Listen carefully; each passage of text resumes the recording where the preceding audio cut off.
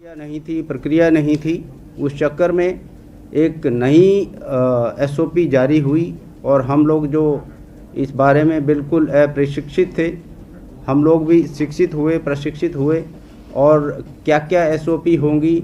आज की तारीख में इस महामारी को अच्छे से लड़ने के लिए पुलिस भी तैयार है और सभी आम नागरिक भी एक तरह से पूरी तरह सावचेत हैं, प्रशिक्षित हैं। क्या क्या एक कोविड एप्रोप्रिएट बिहेवियर होना चाहिए वो सभी को मालूम है। तो ये जो साल है 2020 इसी महामारी के बैकग्राउंड में बीता है और इसका इम्पैक्ट जैसा आप देखेंगे हमारे जो आपराधिक वातावरण रहा है, आपराधिक आंकड़े रहे हैं या जो क्राइम फिगर रहा है उस पर भी इसका पड़ा है। जहाँ तक राजस्थान में अपराध की स्थिति का सवाल है, बहुत ही नियंत्रण में रहा है और कानून व्यवस्था भी सामान्यतः सही रही है। कहीं भी कोई ऐसी बड़ी मेजर अप्रिय घटना नहीं हुई है। इस दौरान जैसे कि अभी आपको उपलब्ध करवाया जाएगा, जो हमारे आपराधिक फिगर हैं वो करीब 2019 के मुकाबले करीब 14% कम हुए हैं और दो हेड को छोड़ के बाकी सभी हेड में गिरावट देखी गई है।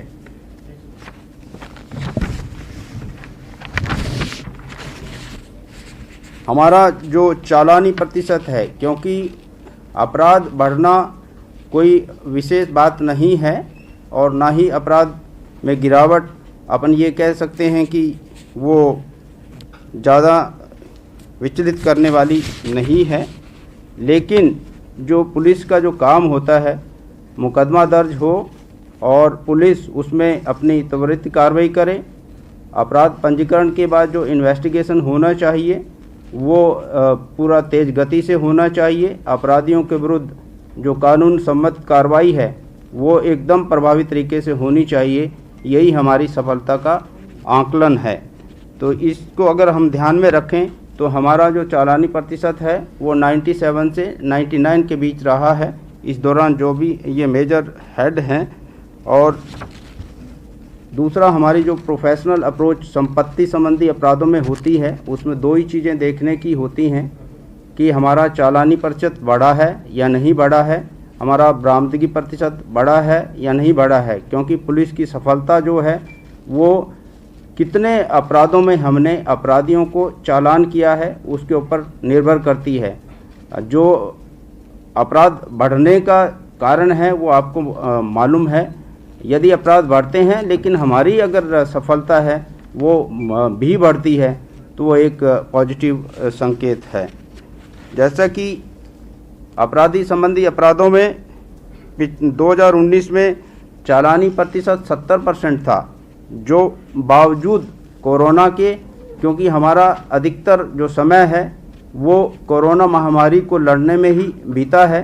चाहे वो कंटेनमेंट जोन की बात हो, चाहे वो नाइट कर्फ्यू लागू करने की बात हो, चाहे वो लॉकडाउन लागू करने की बात हो, चाहे वो अपने प्रवासी मजदूरों के आवागमन को नियंत्रित करने की बात हो, उसमें बीता है।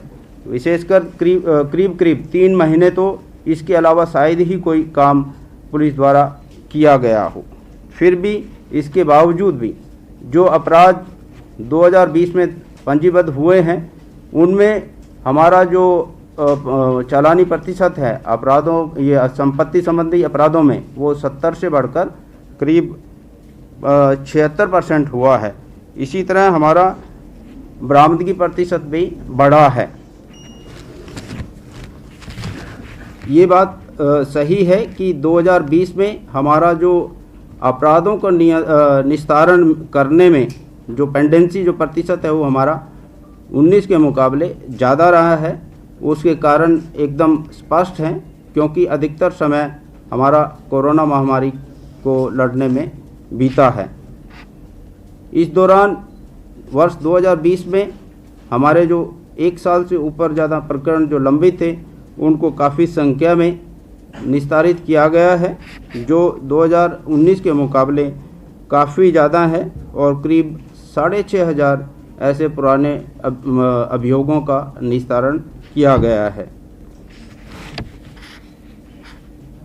जैसा कि आपको ध्यान है, राजस्थान ही एक ऐसा राज्य है जहां एसपी ऑफिस में CCTNS के माध्यम से FIR पंजीबद्ध करने का एक नीति लागू की गई थी जून 2019 में। उसके बाद करीब 200 ऐसे मामले सामने आए हैं जिसमें परिवादियों द्वारा मुकदमा एसपी ऑफिस में पंजीबद्ध करवाया गया है, लेकिन जांच करने पर मालूम हुआ है केवल 18 ही ऐसे परिवादी थे जो थाने पर सीधे गए थे, लेकिन उसके बावजूद जाने के बावजूद भी संबंधित थाना अधिकारियों द्वारा अभियोग पंजीबद्ध नहीं किया गया था। इस बाबत उन 18 जो थाना अधिकारी थे उनके विरुद्ध विभागीय कार्रवाई की गई है। बाकी जो 182 लोग हैं वो अपनी सुविधा अनुसार थाने पर नहीं जाकर सीधा एसपी ऑफिस गए थे, जिसकी वजह से अभियोग एसपी ऑफिस में पंजीबद्ध किए गए हैं।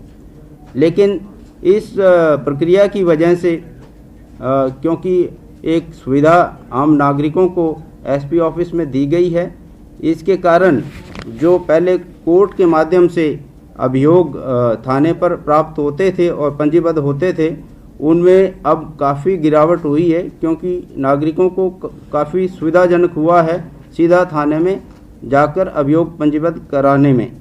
अब पहले 2018 में कुल अपराध जो पंजीबद्ध होते थे उसका 24% 156(3) यानी कि कोर्ट के माध्यम से प्राप्त होते थे, जो अभी 11% रह गया है। जो 2020 में केवल 11% ही ऐसे केसेस हैं जो न्यायालय के मार्फत थानों में प्राप्त हुए हैं और पंजीबद्ध हुए हैं। ये एक पीपल फ्रेंडली जो प्रक्रिया अपनाई गई है राज्य सरकार द्वारा, उसका ही परिणाम है कि अब लोग सीधे थाने पर जाने लगे हैं।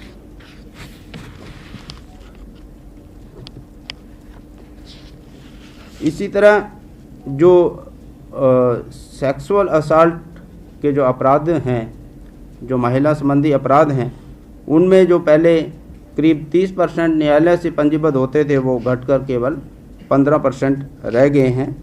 और जो पहले करीब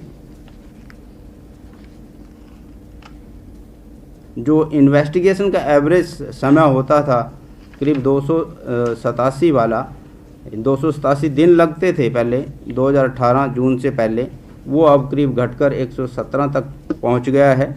इसके कई कारण हैं। एक तो जो राज्य सरकार द्वारा हर ज़िले में investigation unit crime against women जो एक स्थापित की गई है, हर ज़िले में ऐसे सभी अपराधों को मॉनिटर करने के लिए उप अधीक्षक का एक पद क्रिएट किया गया है और अन्य सुविधाएं भी उसको उपलब्ध करवाई गई हैं। इस डायरेक्ट मॉनिटरिंग के कारण जो एवरेज समय इन्वेस्टिगेशन का लगता था उसमें काफ़ी सुधार हुआ है, उसमें काफ़ी गिरावट आई है जो समय में। मैं फिर ये बात तो नहीं दोहराना चाहूँगा कि महिलाओं संबंधी अपराधों में भी गिरावट आई है। इसके कई कारण हो सकते हैं, लेकिन गिरावट हमारा जो नियंत्रण का एक प्रक्रिया है वो तो चलती ही रहेगी। इसके साथ साथ जो हमारा अभियोगों को निस्तारण करने का, चालान करने का, वो देखने का है, उसमें हमारा सभी सुधार हुआ है। महिला अत्याचारों में जो चालानी प्रतिशत है वो 99। और बीकानेर के नाल थाना इलाके में एक बड़ा हादसा होने से टल गया। दरअसल नाल इलाके के नालबड़ी में उप स्वास्थ्य केंद्र की पट्टियां देर रात अचानक टूटकर नीचे गिर गई। इस दौरान ANM भगवती राठौड़ भी हादसे में बाल बाल बच गई। उप स्वास्थ्य केंद्र में महिलाएं इलाज के लिए रोजाना आती हैं और दिन में बड़ी संख्या में लोग मौजूद रहते हैं। सूचना के बाद ग्रामीण मौके पर पहुंचे और स्थिति का जायजा भी लिया। वहीं लोगों ने क्षेत्रीय विधायक को भी सूचना दी और नाराजगी जताते हुए आरोप लगाया कि उप स्वास्थ्य केंद्र में हालात खराब है।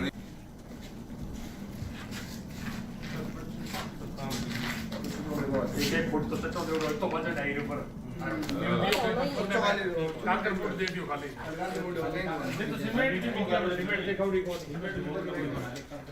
ठीक है अच्छी होती है उसने कोई मर जाता तो ना